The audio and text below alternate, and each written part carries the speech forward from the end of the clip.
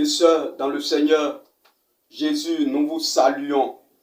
Merci pour la grâce de Dieu qui nous a été accordée pour nous adresser à vous. Nous disons merci aussi à Triomphe TV pour cette vidéo. Ensemble, nous allons lire un passage. Vous pouvez lire les autres passages que je vais vous donner ensuite. Jean chapitre 16, le verset 33. Nous pourrons lire Jean chapitre 15, le verset 18 au verset 19. Nous allons lire ce seul verset de Jean chapitre 16, le verset 33.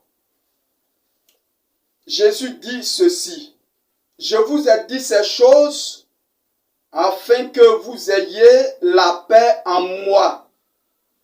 Vous aurez des tribulations dans le monde, mais prenez courage, j'ai vaincu le monde. Amen. Prions. Nous te rendons toute la gloire, notre Seigneur et notre Dieu. Merci Seigneur pour cette parole. Nous prions Seigneur Dieu de disposer les uns les autres. Permets que ta parole puisse faire du bien à ton peuple pour la seule gloire de ton nom. Merci Seigneur. Amen. Bien-aimés, ce message que nous venons de lire, ou bien ce passage que nous venons de lire, il s'agit des adieux que Jésus a fait à ses disciples. Les adieux que Jésus a fait à ses disciples. Les enseignements que Jésus a donnés sont des enseignements précieux de l'évangile qu'il a donné à ses disciples ou à ses apôtres dans la chambre haute avant de les quitter. Et c'est une recommandation que Jésus leur a donnée avant de quitter ce monde. Jésus s'adressait uniquement à ses croyants ou à ses disciples dans la chambre haute. Alors, le but de ces enseignements ou de cet entretien consistait à prodiger la paix à ses disciples. Il dit, afin que vous ayez la paix en moi. Quand les disciples rencontreront les difficultés, la persécution, l'exclusion, oui, dans les synagogues, lorsqu'ils seraient battus par les autorités religieuses de l'époque, alors c'est en cela que Jésus leur donne ces paroles en disant, afin que vous ayez la paix en moi. Jésus a vaincu le monde. Malgré les tribulations que les apôtres pouvaient avoir, Jésus leur donne ces paroles pour qu'ils soient du côté de Jésus, qu'ils soient avec Jésus aussi.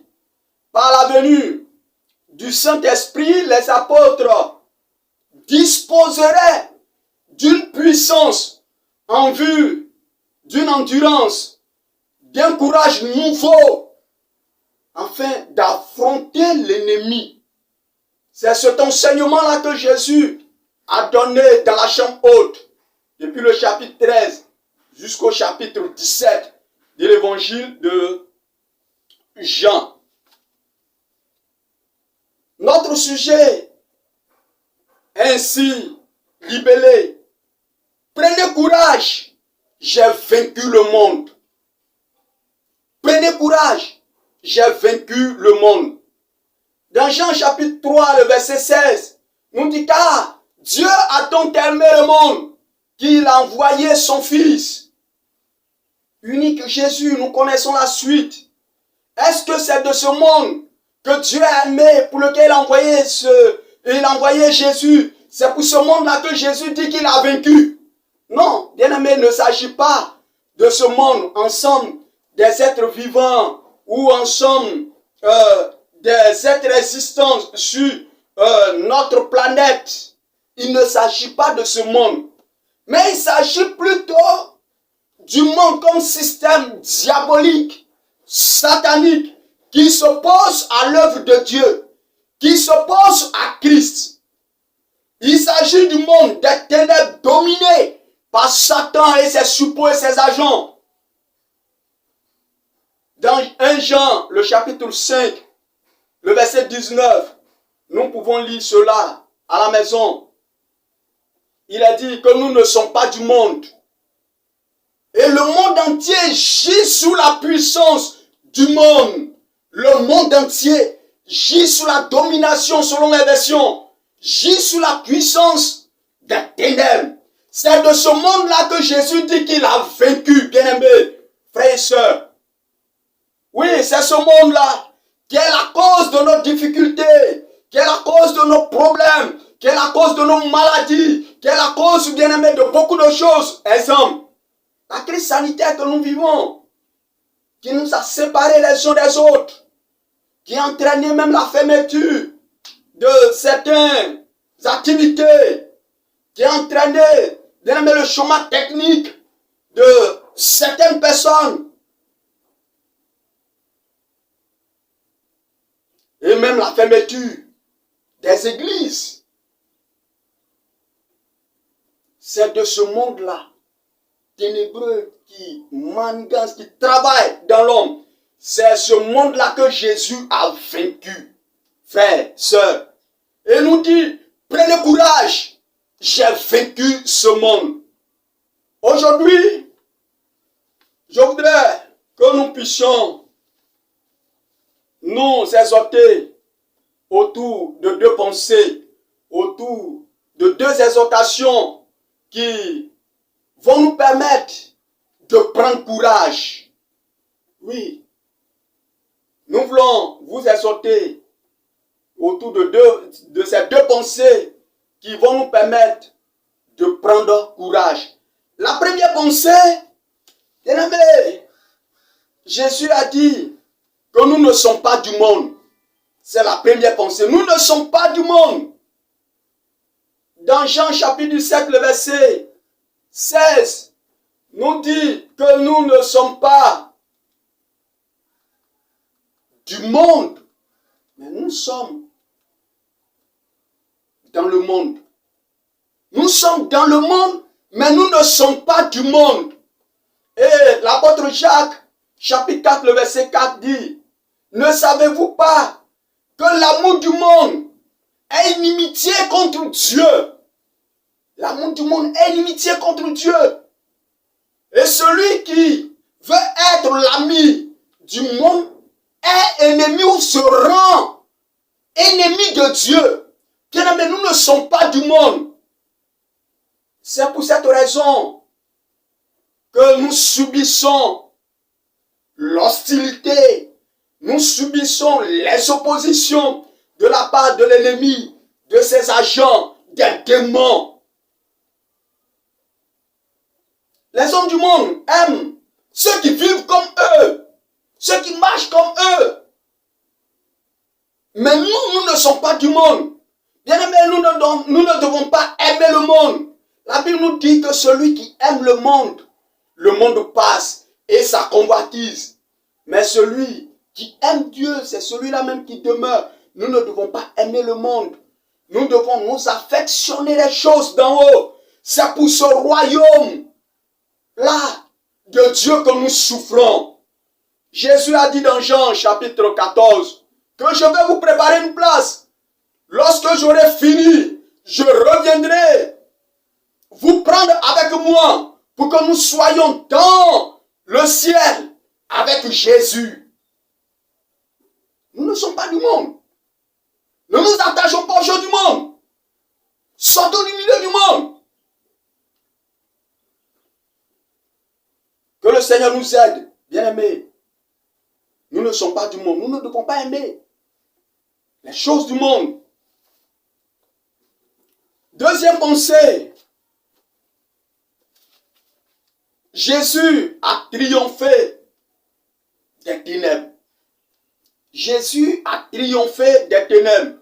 Dans Colossiens chapitre 2, le verset 15, dit que Jésus a dépouillé les dominations, les autorités, en les livrant publiquement en spectacle.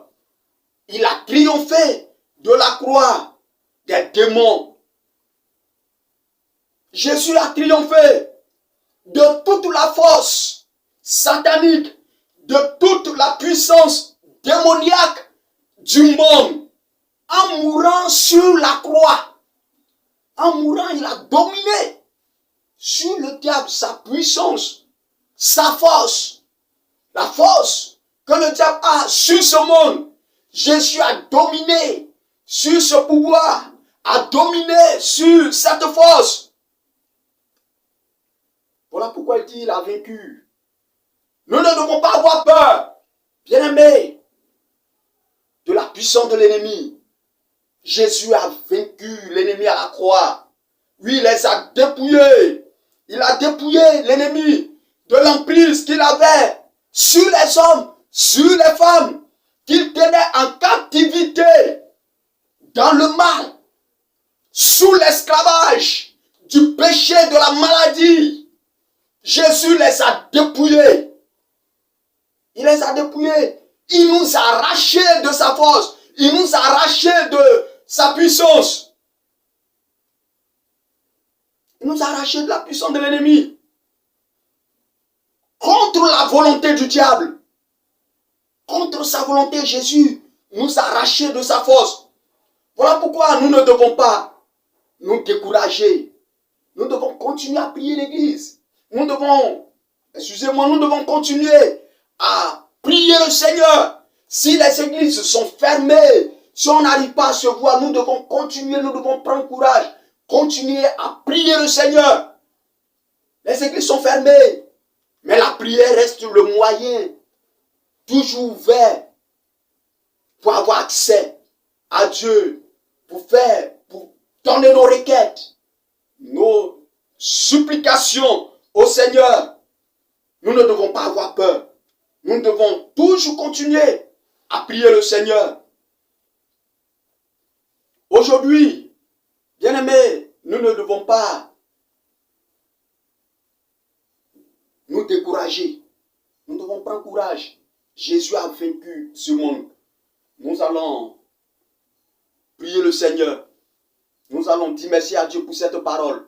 Seigneur, merci pour ta parole. Nous voulons nous remettre en tes mains. Nous te prions, Seigneur, de nous aider. Toi qui as vaincu le monde, nous prions, Seigneur, de nous soutenir, de nous donner la force. Ô Dieu de gloire, d'aller plus loin avec toi. Ô Dieu, dans la foi, dans l'œuvre de Dieu, dans l'engagement personnel, à continuer à te prier. Merci, Seigneur Dieu, de renouveler ton peuple, de renouveler l'engagement, de nous donner de forces nouvelles sur les œuvres des ténèbres.